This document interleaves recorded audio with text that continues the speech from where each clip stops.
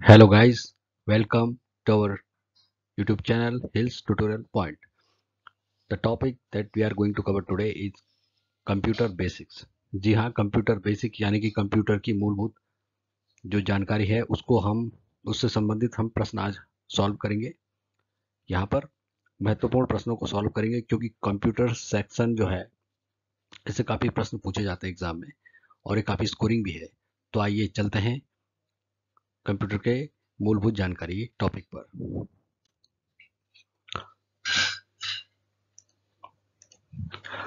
देखिए, पहला प्रश्न है इसमें, इलेक्ट्रॉनिक डिवाइस जो डेटा को इंफॉर्मेशन में बदलते हुए प्रोसेस करता है उसको क्या कहते हैं?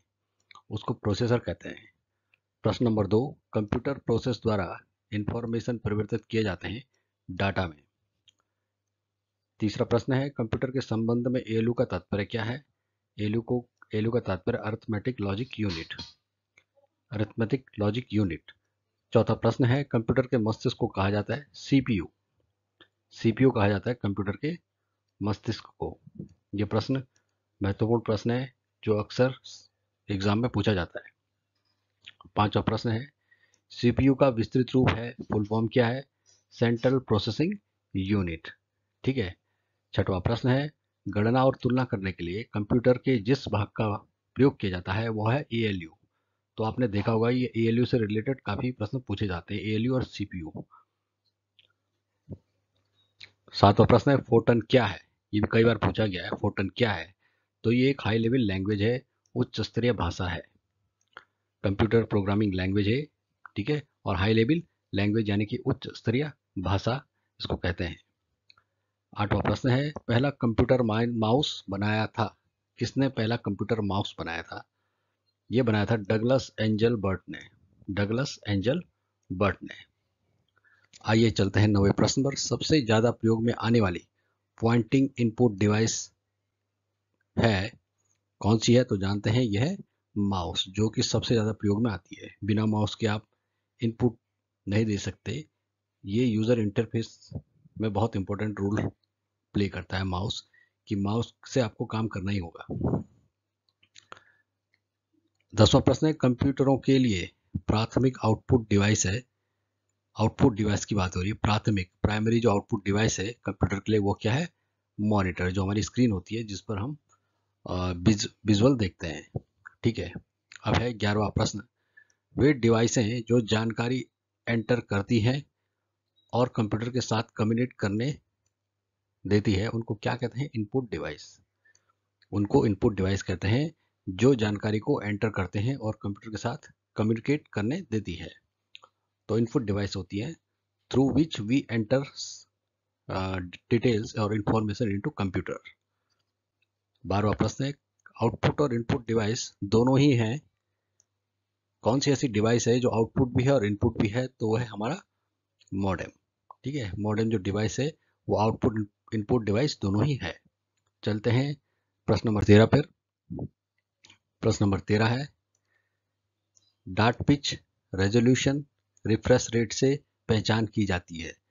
डॉट पिच रेजोल्यूशन और रिफ्रेश रेट से किसकी पहचान की जाती है? मॉनिटर की गुणवत्ता की। मॉनिटर की जो गुणवत्ता है, क्वालिटी है, उसकी हम पहचान करते हैं। प्रश्न 14 है, मुख्य कंप्यूटर सीपीयू से जुड़े हुए सभी बाह्य डिवाइसों को कहते हैं। एक बार फिर से सुन लीजिए, मुख्य कंप्यूटर सीपीयू से जुड़े हुए सभी बाह्य डिवाइसों को कहते हैं पेरिफेरल डिवाइसेस कहते हैं। ठीक है। जैसे हमारे पेन ड्राइव हो गया, हार्ड डिस्क हम लगाते हैं बाहर से, तो ये सारी क्या कहते हैं? पेरिफेरल डिवाइसेस होती हैं। 15 है, ऑप्टिकल डिस्क का उदाहरण है। ऑप्टिकल डिस्क का उदाहरण क्या है? डीवीडी। आपने देखी होगी डीवीडी। डिजिटल वर्सेटाइल डिस्क भी इसको कहते हैं, डिजिटल वर्सेटाइल डिस्क। ठीक है। 16वां प्रश्न है, यूजर द्वारा डेटा को एक से ज्यादा बार स्टोर करने की क्षमता है। एक बार फिर से सुनिएगा, यूजर द्वारा डेटा को एक से ज्यादा बार स्टोर करने की क्षमता को क्या कहते हैं? CDRW। CDRW। ठीक है। 17वां प्रश्न है, ऐसा कंप्यूटर जो पोर्टेबल होते हैं पोर्टेबल होते हैं और यात्रा करते वाले प्रयोक्ताओं के लिए सुविधाजनक होते हैं। पोर्टेबल मतलब जिसको एक जगह से दूसरी जगह हम इजीली कैरी कर सकते हैं, ले जा सकते हैं। तो ऐसे कंप्यूटर को जो पोर्टेबल होते हैं उनको क्या कहा जाता है? लैपटॉप। ठीक है, डेस्कटॉप, लैपटॉप आपने सुना होगा। तो ये जो इस टाइप के पोर्टेबल जो कंप्यूटर होते हैं उनको लैपटॉप की श्रेणी में आते हैं। साइज में छोटे होते हैं, ठीक है, कैरी करने में बहुत ईजी होते हैं, फोल्ड भी हो जाते हैं। 18वां प्रश्न है, अनसॉलिसिटेड ईमेल को क्या कहते हैं? अनसॉलिसिटेड मतलब जिसकी कोई पहचान नहीं है, और कुछ ऐसे ईमेल हम देखते हैं आते हैं हमारे पास जो जिनके सेंडर का हमें पता नहीं होता कि कौन है, कहाँ से आए हैं। ठीक है, तो ऐसे को क्या कहते हैं? ऐसे ईमेल को स्पैम, ऐसे को स्पैम कहा जाता है। तो स्पैम जो एक फोल्डर होता है उसमें भी ये इस तरीके के मैसेज, ईमेल आते हैं। 9वां प्रश्न है, कौन सा प्रोग्राम कंप्यूटर के विभिन्न भागों का नियंत्रण करता है और प्रयोक्ता को कंप्यूटर के साथ इंटरेक्ट करने देता है? ठीक है, एक बार फिर से सुनिए। कौन सा प्रोग्राम कंप्यूटर के विभिन्न भागों का नियंत्रण करता है और प्रयोक्ता को कंप्यूटर के साथ इंटरेक्ट करने देता है? तो ऐसा प्रोग्राम क्या कहलाता है? Operating system. Operating system. ठीक है, अब 20वां प्रश्न है। 20वां प्रश्न हमारा, जब दोनों तरफ के हाशिए सीधे और सम हो तो इसका अर्थ डॉक्यूमेंट में क्या होता है? जब दोनों तरफ के हाशिए सीधे और सम हो तो इसका अर्थ डॉक्यूमेंट में क्या होता है? इसका अर्थ होता है फुल जस्टिफिकेशन। ठीक है, जब दोनों तरफ का मार्जिन क्या होता है? स्ट्रेट होता है, यानी कि सीधा और इवन होता है, तो इसका अर्थ है कि डॉक्यूमेंट में क्या है? फुल जस्टिफिकेशन है। 21वां प्रश्न है, बड़े पैमाने पर भौगोलिक रूप से अलग अलग हुए ऑफिस लैंस एक कॉरपोरेट किसके उपयोग से कनेक्ट किए जा सकते हैं? एक बार फिर से सुनिए। बड़े पैमाने पर भौगोलिक रूप से अलग अलग फैले हुए ऑफिस लैन एक कॉरपोरेट किसके उपयोग से कनेक्ट किए जा सकते हैं? ये किए जा सकते हैं वैन, वाइड एरिया नेटवर्क की हेल्प से हम इनको कनेक्ट कर सकते हैं। 22वां प्रश्न है, सेकेंडरी स्टोरेज मीडिया से हार्ड डिस्क में सॉफ्टवेयर प्रोग्राम को कॉपी करने की प्रक्रिया को क्या कहते हैं? फिर से, सेकेंडरी स्टोरेज मीडिया से हार्ड डिस्क में सॉफ्टवेयर प्रोग्राम को कॉपी करने को, ठीक है, बात हो रही है सेकेंडरी स्टोरेज मीडिया से हार्ड डिस्क में सॉफ्टवेयर प्रोग्राम को कॉपी करने की प्रक्रिया को क्या कहते हैं? तो इसे कहते हैं डाउनलोड। ठीक है, 23वां प्रश्न है, यथा कंप्यूटर संबंधी गतिविधियों में प्रयुक्त यूएसबी, आपने सुना होगा कई बार यूएसबी यूएसबी, कंप्यूटर से रिलेटेड टर्म है ये, तो इसकी फुल फॉर्म क्या होती है? ये भी इंपॉर्टेंट प्रश्न है एग्जाम के नजरिए से। तो देखते हैं इसकी फुल फॉर्म क्या है। यूनिवर्सल सीरियल बस, यूएसबी मतलब यूनिवर्सल सीरियल बस, इसकी फुल फॉर्म भी पूछी जाती है एग्जाम में। चलते हैं 24वें प्रश्न पर। 24वां प्रश्न है हमारे सामने, जैसे ही आप डॉक्यूमेंट, ग्राफ और पिक्चर बनाते हैं, आपका कंप्यूटर डेटा को किसमें होल्ड करता है? फिर से सुनिएगा। जैसे ही आप डॉक्यूमेंट, ग्राफ और पिक्चर बनाते हैं तो आपका कंप्यूटर डाटा को किस में होल्ड करता है, यानी कि रखता है? तो करता है मेमोरी में। ठीक है, प्रश्न 25वां देखते हैं आप।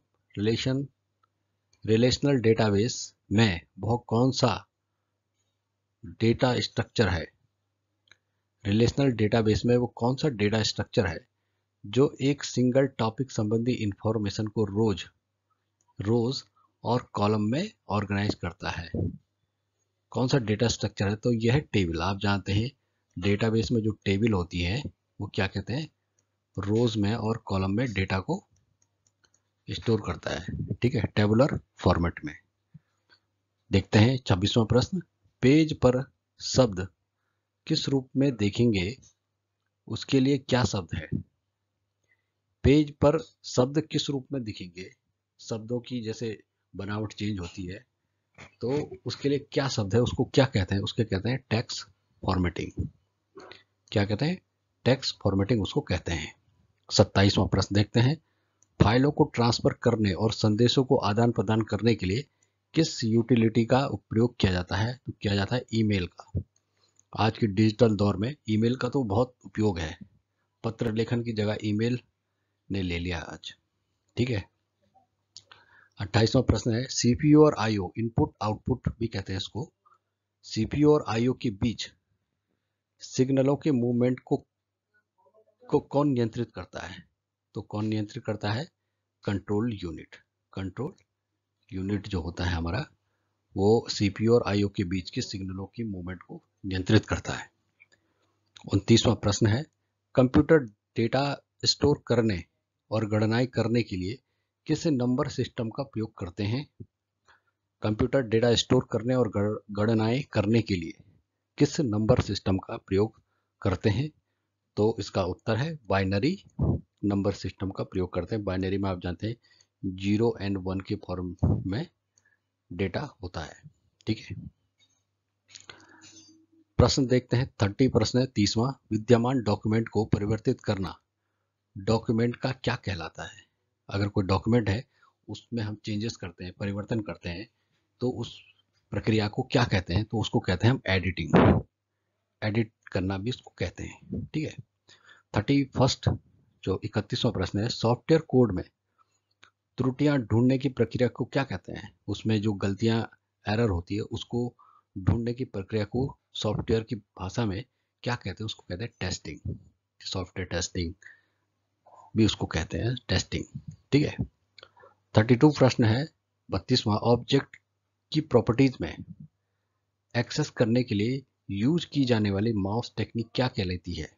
ऑब्जेक्ट की प्रॉपर्टीज में एक्सेस करने के लिए, कोई ऑब्जेक्ट है हमारा, सपोज कोई फोल्डर है या कोई फाइल है, उसकी अगर हमें प्रॉपर्टीज देखनी है तो उसके लिए माउस की कौन सी टेक्निक यूज की जाती है? उसको कहते हैं राइट क्लिकिंग।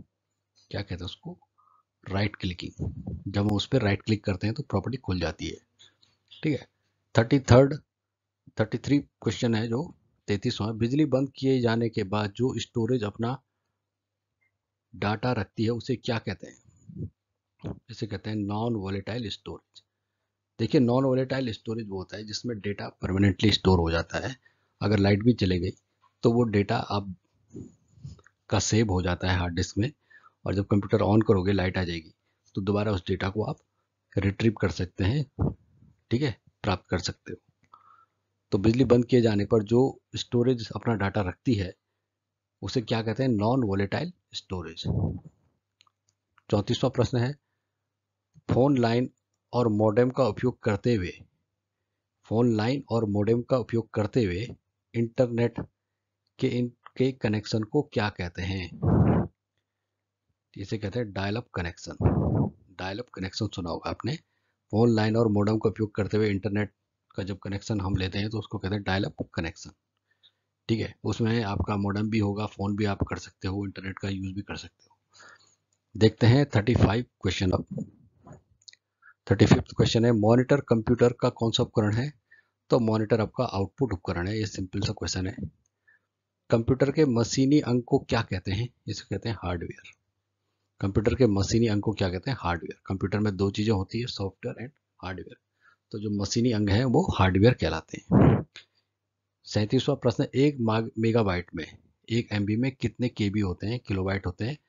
तो 1024 केबी होता है, किलोबाइट होता है किसमें? एक मेगाबाइट में। ये प्रश्न भी बहुत इंपॉर्टेंट है, 38 वाला। एक निब्बल कितने बिट होते हैं? एक निब्बल में कितने बिट होते हैं? तो 4 बिट होते हैं एक निब्बल में। ये मोस्ट इंपॉर्टेंट प्रश्न है। एक निबल में कितने होते हैं बिट होते हैं? तो ये होते हैं 4 बिट।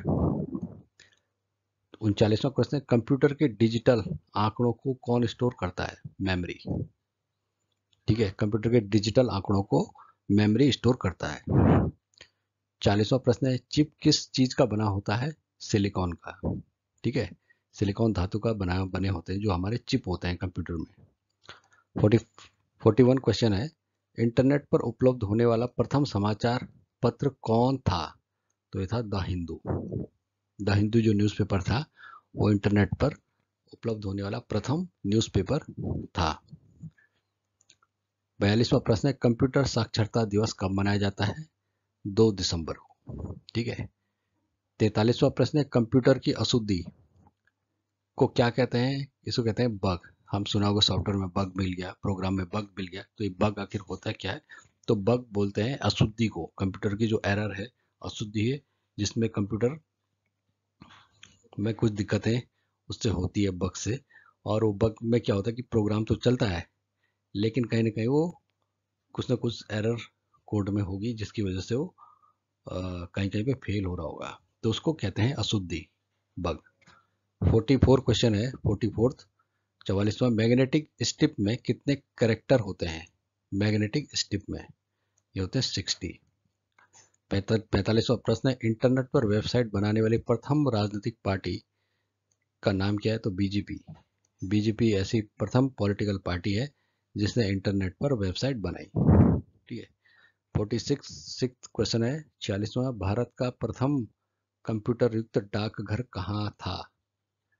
प्रथम की बात हो रही, कंप्यूटर युक्त डाकघर, तो यह है नई दिल्ली में था। ठीक है, देश की राजधानी जो है। चलते हैं 47वें प्रश्न पर। अब हम समापन की तरफ हैं। क्रे क्या है? क्रे क्या है? तो ये क्या है? सुपर कंप्यूटर है। 48वां प्रश्न, सीयू का पूर्ण रूप क्या है? कंट्रोल यूनिट भी इसको कहते हैं, सीयू को। 49वां प्रश्न है, डॉस का पूर्ण रूप क्या है? तो डॉस का पूर्ण रूप क्या है, यानी कि फुल फॉर्म है डिस्क ऑपरेटिंग सिस्टम। ठीक है। 50वां प्रश्न है, ड्राइंग टूल बार प्रयोग होता है। ड्राइंग टूल बार किसके लिए प्रयोग होता है? ग्राफिक्स बनाने के लिए। ठीक। 51वां प्रश्न, ईमेल का पूर्ण रूप क्या होता है? Electronic mail. ये तो सबको पता होना चाहिए, ईमेल का पूर्ण रूप क्या होता है? Electronic mail. 52वां प्रश्न है, सी भाषा का विकास किसने किया? तो ये क्या था? डेनिस रिची द्वारा। सी भाषा का यूज किया था डेनिस रिची द्वारा। 53वां प्रश्न है, सी, बेसिक, कोबोल और जावा किस भाषा के उदाहरण हैं? तो ये सारे के सारे उच्च स्तरीय भाषा, हाई लेवल लैंग्वेज के एग्जाम्पल हैं। कोबोल हो गया, जावा हो गया और सी लैंग्वेज। 54वां प्रश्न है, कैड, CAD का पूर्ण रूप क्या है? तो इसका रूप है कंप्यूटर एडेड डिजाइन। ठीक है, कंप्यूटर एडेड डिजाइन। CD का 55वां प्रश्न, CD का पूर्ण रूप क्या है? फुल फॉर्म, तो ये है कॉम्पैक्ट डिस्क। ठीक है। और लास्ट प्रश्न 56वां है, सी डॉट का पूर्ण रूप क्या है? फुल फॉर्म क्या है सी डॉट की? Centre for development for telematics. Centre for development for telematics. तो देखिए गाइस, तो ये थे आज के इंपॉर्टेंट प्रश्न, कंप्यूटर से संबंधित, कंप्यूटर बेसिक्स के प्रश्न थे। आपको कैसे लगे कमेंट बॉक्स में जरूर लिखिए, और अच्छे से इन प्रश्नों को याद कीजिए, कर लीजिए। और अगर कोई डाउट होता है तो आप कमेंट बॉक्स में लिख सकते हो। और आगे ये है कि हम आगे और वीडियो के साथ भी आएंगे और टॉपिक को कवर करते रहेंगे, अन्य जो इम्पोर्टेंट टॉपिक है। हमारे ग्रुप को सब्सक्राइब करना ना भूलिए, इसे लाइक कीजिए, शेयर कीजिए। आप सबसे फिर मिलेंगे। Thank you so much for watching this video. Thank you all guys, thank you, take care.